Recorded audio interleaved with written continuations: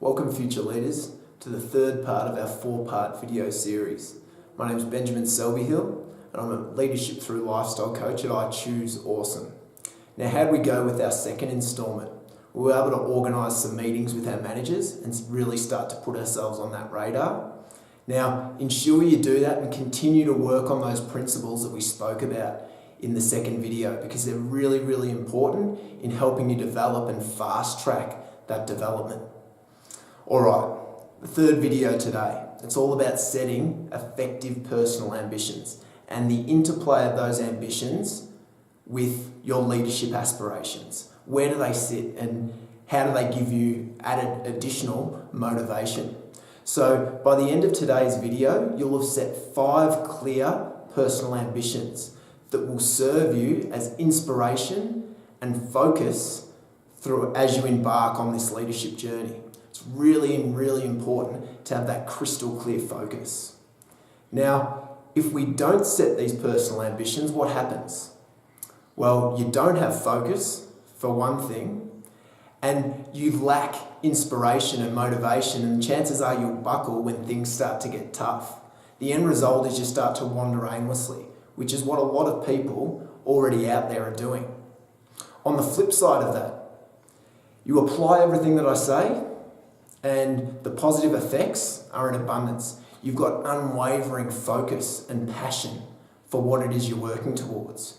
You've got a great sense of purpose that allows you to meet each day with enthusiasm. And ultimately, you open yourself up to the opportunity of being a world changer, a world leader. Someone perhaps along the lines of, Thomas Edison. There's a man who showed great resilience in creating the light bulb. He said, I haven't failed, I've just found 10,000 ways that didn't work. Now ask yourself at this moment, are you that in tune with your passion and connected to it that you could trial and fail, or trial and not find the correct way 10,000 times and continue to do it until you get that desired result? A lot of us perhaps not, but once we get in tune with that, that's the sort of motivation that you tap into. So there's a few key principles that we need to run through in order to identify our personal passion, or our personal ambitions rather. Firstly, we need to identify your passion. What is it that you're really passionate about? What is it that you want to become? What is it that you want to do? I don't know if any of us have seen the movie Cinderella Man with Russell Crowe. He plays a man by the names, it's based on a true story, plays a man by the names of James J. Braddock. He was a boxer throughout the Depression in the 1920s and 30s. And he was going through a really tough spot. He had a few kids that got taken away from him because he couldn't look after them. They went to his aunties, they went to the children's aunties and uncles, his wife's sister.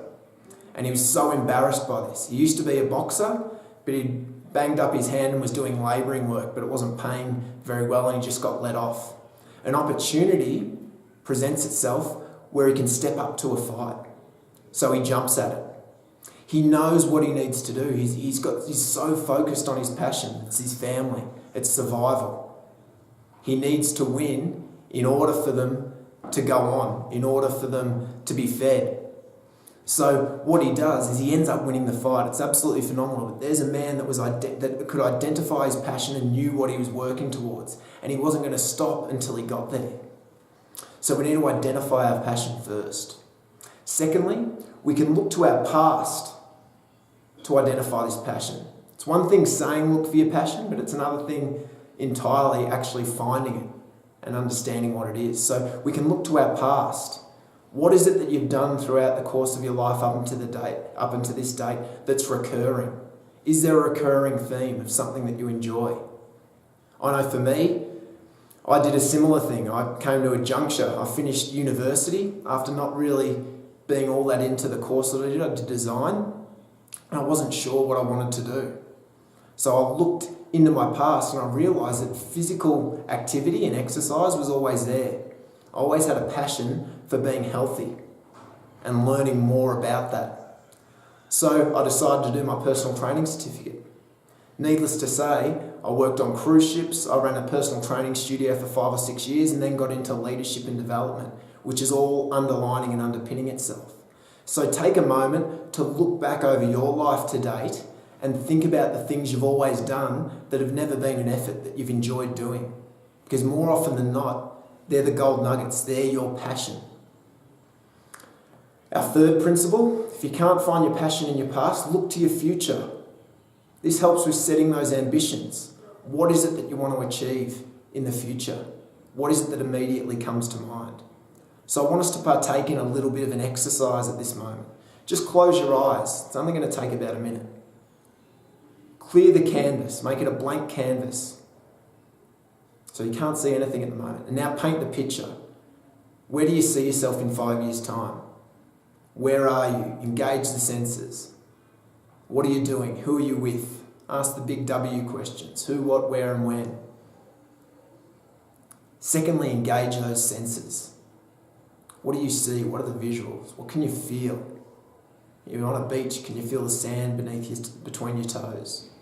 What is it you can reach out and touch? What's the material like of your top? What can you smell?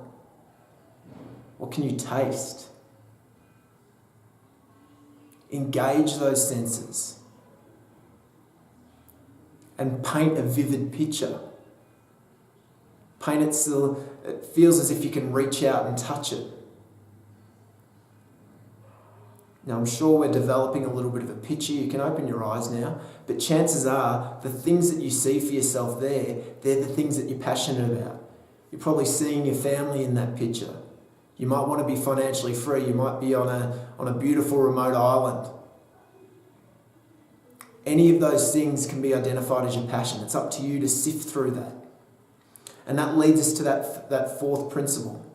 Write down your ambitions. Once you've got an idea as to what it is you want to achieve, you've got to write them down and bring them to life. Otherwise, they just remain thoughts in your head and you've got nothing to work to. So think of the reason people don't achieve their personal ambitions is because they need to hold themselves accountable. Think of it like this. You need to be your own boss when it comes to your personal ambitions. Like when you go to work, your boss sets the targets. They write them down definitively. There's KPIs, there's measurements for success and failure. You need to do that for your own ambitions. Establish exactly what they are. Set the deadlines. Make them crystal clear in your mind so that you can work towards them. I had a client named Sarah, and she was working for 5 years in this one company. And she just recently quit, but she was lacking a bit of direction, so she came and wanted to work with us. She knew she wanted to make a difference. She wanted to be a leader, but she didn't know what it was that she was passionate about. So we went through this process, and in amongst delving into her past, we uncovered her passion. She'd always worked with animals. She was an animal lover. She was really, really passionate about animals. And that sort of set her off on the tangent of working with animals and finding her next job working in that sort of field. Evidently, as a result of identifying her passion and knowing where she wanted to concentrate her energies, she got a job with an animal rights company. And she started to climb that ladder really, really quickly because of the skills she'd acquired over the past 5 years working at this other company. And then combining that with her skill set, with her passion, she just skyrocketed. It's amazing what you can achieve when you've got a crystal clear vision of what it is you want to achieve. So why is it that you want crystal clear ambitions? What would it do for you? Ask yourself this question now. Scribble down some answers. If your mind's starting to race with ideas, write them down. Why do you want crystal clear ambitions? It's so important, and it's really not all that challenging to establish, but you've got to go through that process. Identify your passion first. Shortlist. Make a short list of the things you could potentially be passionate about that you enjoy. Look to your past. Dig up the things that you've enjoyed doing in the past. Put them down on paper. Develop and really push that exercise that we briefly did just previously. Look into your future. What is it that you see for yourself? Detail it. Write down to the finest detail. Write down to the material that you're wearing, the clothes that you're wearing. Write it down. Paint that picture so that you can work right towards that. And then lastly, write them down. There's so much power in that action. Bringing it to life, taking it out of your head and bringing those crystal clear ambitions to life on paper, setting definitive dates and definitive KPIs and measurements. So important. All right, that's about all for part 3 of this 4-part video series today. Ensure you follow through and you do the things that you need to do in order to focus and recognise those ambitions. In the final part, in part 4 of this series, we're going to be talking about where you're at now and where you want to go, and developing KPIs in order to measure your success and to keep you accountable. Really important. Just like you would at work. It's going to be a really great way to finish and a really important final part to this 4-part series. With that being said, my name is Benjamin Selby-Hele. Keep choosing awesomeness in all that you do and inspiring all those other fellow leaders around you, and we'll see you in the last video.